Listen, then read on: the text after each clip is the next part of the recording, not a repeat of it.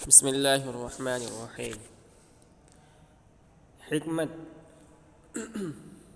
گدائی نیک انجام بعز بادشاہی نافرجام۔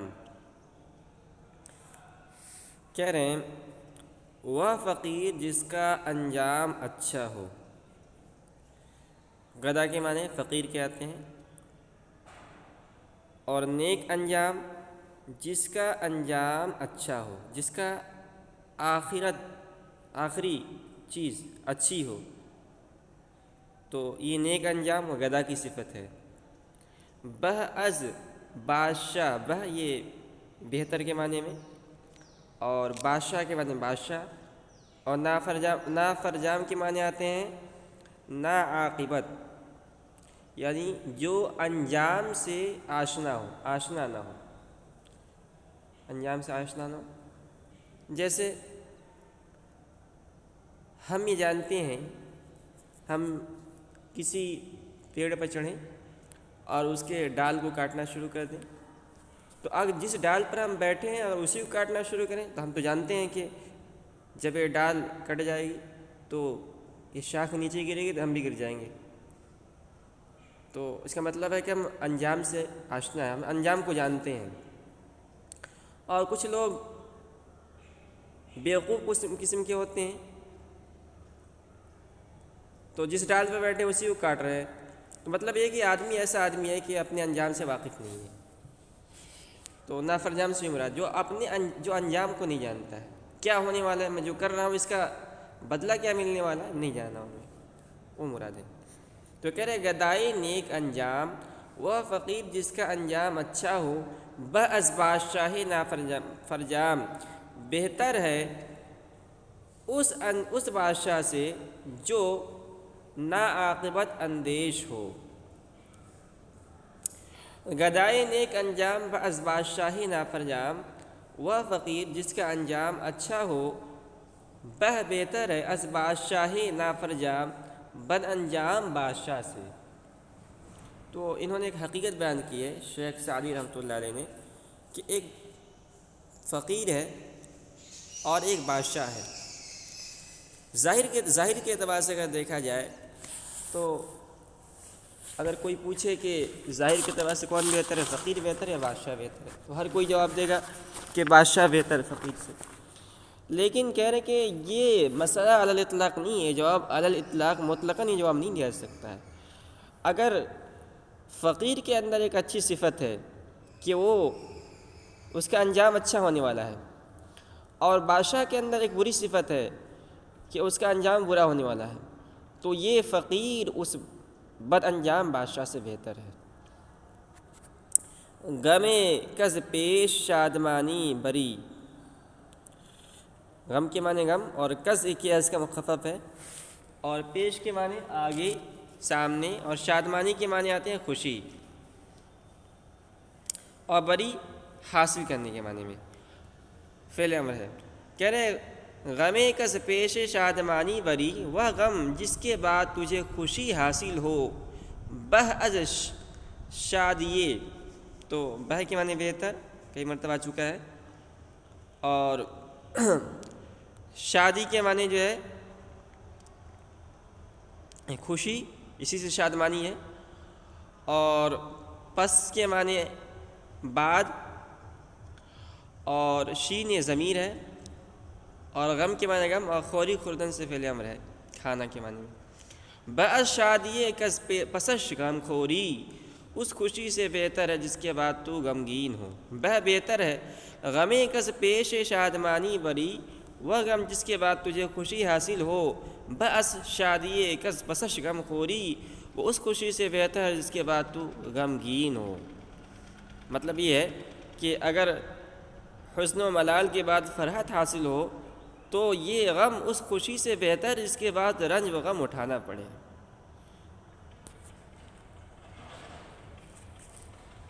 حکمت: ضمیر از آسماں نثار است، ضمیر از آسماں نثار است، و آسماں را از زمین غبار۔ کہہ رہے ہیں ضمیر از آسماں، زمین کو آسمان سے، نثار است رحمت ملتی ہے، آسمان نثار است، وہ آسمان جو زمین پہ بارش برساتا ہے. تو زمیرہ از آسمان نثار است، زمین کو آسمان سے بارش ملتی ہے، باران رحمت ملتی ہے. وہ آسمان را از زمین غبار، اور آسمان کو زمین سے غبار ملتا ہے. تو یہاں آسمان سے مراد ہے بادل، یعنی اوپر زمین سے، زمین کے مقابل جو اوپر ہے وہ مراد ہے. تو کہنا کہ جب بارش برستی ہے تو آسمان سے بارش برستی ہے، زمین جب خشک ہو جاتی ہے اور چاروں طرف لوگ پیاس سے پریشان ہوتے ہیں، زمین پر پیڑ پودے سوکھنے لگتے ہیں، اس وقت آسمان یعنی بادل سے بارش برستا ہے اور زمین اس کو اپنے اندر جذب کر لیتی ہے، اپنی پیاس بجھا لیتی ہے، پیڑ پودے اپنی پیاس بجھا لیتے ہیں، ہرے بھرے ہو جاتے ہیں. تو آسمان تو یہ فیاضی کا معاملہ کرتا ہے، سخاوت کا معاملہ کرتا ہے، زمین کو اپنی بارش سے پیاس بجھاتا ہے. لیکن اس کے مقابل کیا کرتا ہے زمین اس کے ساتھ کیا کرتی ہے؟ آسمان کے ساتھ زمین کیا کرتی ہے کہ وہ گرد و غبار، دھول اور اس طرح کی چیزیں آسمان، ہوا جو ہے زمین کی دھول کو آسمان کے اندر بکھیرتا ہے، اور گویا کہ زمین کی طرف سے تحفہ ہی ملتا ہے گرد و غبار. آسمان تو یہ تحفہ دیتا ہے کہ باران رحمت زمین کو دیتا ہے، لیکن زمین آسمان کو یہ تحفہ دیتی ہے. کیا تحفہ دیتی ہے؟ گرد و غبار کی شکل میں دیتی ہے. تو کہہ رہے ہیں کہ کل انائن، یہ عربی کے زبان کا مقولہ ہے، کل انائن یترشح بما فیہ، کہ ہر برتن سے وہی چیز ٹپکتی ہے جو اس میں ہوتی ہے. اناؤن کے معنی برتن کے آتے ہیں، یترشح ٹپکنا. کل انائن یترشح بما فیہ، ہر برتن سے وہی چیز ٹپکتی ہے جو اس میں ہوتی ہے. ایک آدمی اگر دودھ لے کر جائے، دودھ کا برتن لے کے جائے اور کہیں راستے میں ٹھوکر لگے تو اس برتن سے دودھ ٹپک کر زمین پر گرے گی. ایک آدمی شراب لے کر جائے اور شراب ٹپکے کہیں زمین پر، برتن ہلے تو اس برتن سے شراب ہی ٹپک سکتی ہے، دودھ نہیں ٹپک سکتا ہے. تو برتن کے اندر آدمی جو رکھے گا اس سے وہی چیز ٹپکے گی. مطلب یہ ہے کہ آدمی جیسا ہوتا ہے وہ دوسروں کے ساتھ ویسا ہی معاملہ. آدمی کے اندر اگر اچھے اخلاق ہے تو لوگوں کے ساتھ اچھے اخلاق کا مظاہرہ کرے گا، اگر آدمی برا ہے تو لوگوں کے ساتھ بدسلوکی کرے گا. تو اس سے سبق کیا ملتا ہے؟ کہہ رہے ہیں گرد خوئے من آمد نا سزاوار، اگر تجھ کو خوئے من، میری عادت، خو کے معنی عادت، من میرا، آمد نا سزاوار نامناسب، نا سزاوار کے معنی آتے ہیں نامناسب.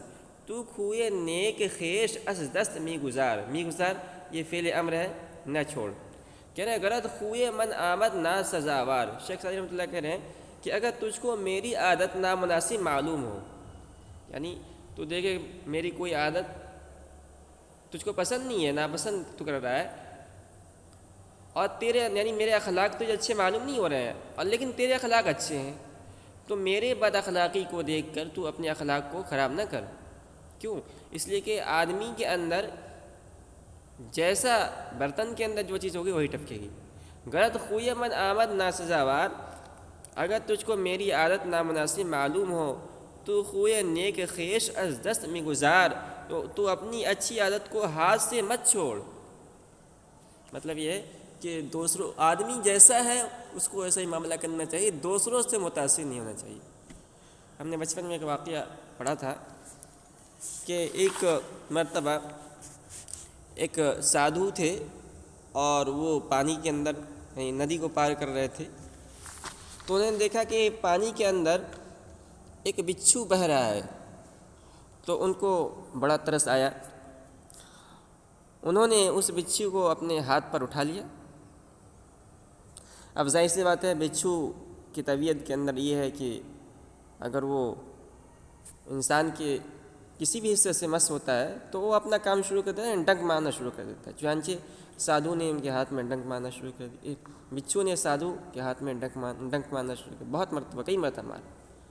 اب ان کے جو شاگرد تھے وہ دور سے دیکھ رہے تھے اور کہہ رہے تھے کہ اب اس کو پانی کے اندر پھینک دیجئے، لیکن انہوں نے اس کو پانی کے اندر نہیں پھینکا اور اس طرح ندی پار کر لیا، ندی کو عبور کر لیا انہوں نے، اور اس کو پھر خشکی پر چھوڑ دیا.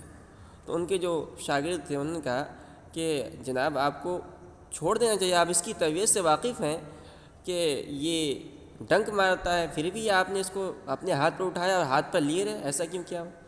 تو انہوں نے جو سادھو نے جو جواب دیا وہی اس سبق کا حاصل ہے۔ انہوں نے جواب دیا کہ دیکھو یہ بچھو کی فطرت کے اندر، طبیعت کے اندر ڈنک مارنا ہے، اس کی فطرت ہے، اس کی عادت ہے، اور اللہ نے انسان کی عادت کے اندر یہ رکھی ہے کہ وہ دیالو ہوتا ہے، رحم دل ہوتا ہے، رحم کرنے والا ہوتا ہے۔